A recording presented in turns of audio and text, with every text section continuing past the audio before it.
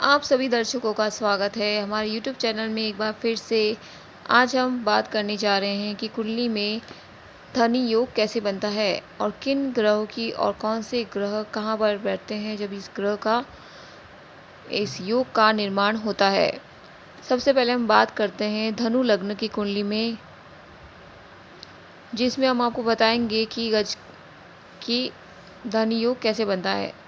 सबसे पहला एक बड़ा योग है जो कि गजकेसरी योग के नाम से जाना जाता है। जैसा कि आप सभी को पता है कि गजकेसरी जो है वो बहुत बड़ा राजयोग माना जाता है और ये गजकेसरी जो है वो गुरु और चंद्र की युति से बनता है। अगर ये गजकेसरी योग आपके केंद्र में है और त्रिकोण में है तो ये आपको काफ़ी फ़ायदा देगा। ये आपको यश और कीर्ति दिलाता है और ये योग अगर ये बहुत अच्छा बैठा है तो ही ऐसा होगा। अगर इसके ऊपर कोई क्रूर ग्रह या शनि ग्रह का प्रभाव है तो इसका प्रभाव जो है वो कमज़ोर हो सकता है और किसी भी अशुभ ग्रह की इसके ऊपर दृष्टि नहीं पड़नी चाहिए, पाप ग्रह की दृष्टि नहीं पड़नी चाहिए, तो ही ये आपको शुभ प्रभाव देगा। अब हम बात करते हैं दूसरे शुभ योग के बारे में, जिसका नाम है राजा अधिराज योग, राजयोग। बहुत से लोगों पर ये लोग जो है शासन करने वाले होते हैं और ये योग जो बनता है वो है 10वें हाउस का लॉर्ड और 9th हाउस के लॉर्ड के योग से बनता है।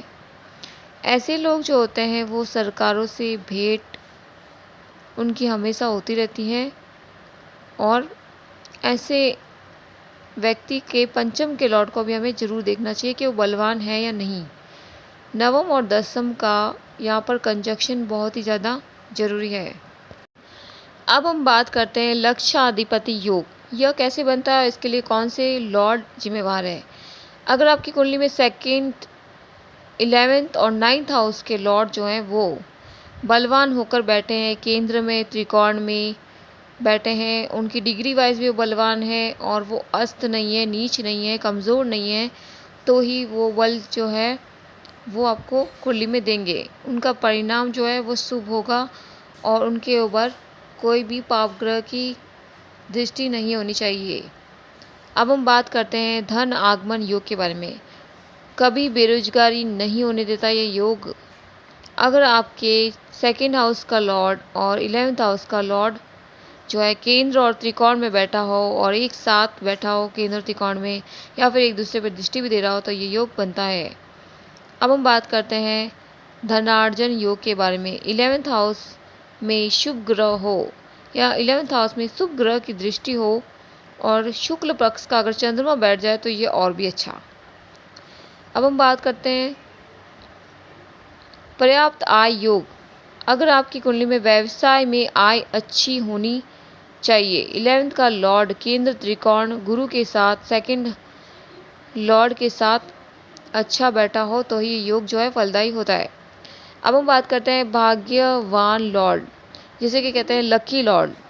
अगर 9th का लॉर्ड 11th लॉर्ड एक साथ हो जाए, सूर्य और शुक्र या कोई भी ग्रह हो सकता है जो कि अगर एक साथ हो जाए, जो कि 9th और 11th का लॉर्ड होना चाहिए, तो ये योग जो है वो बनता है।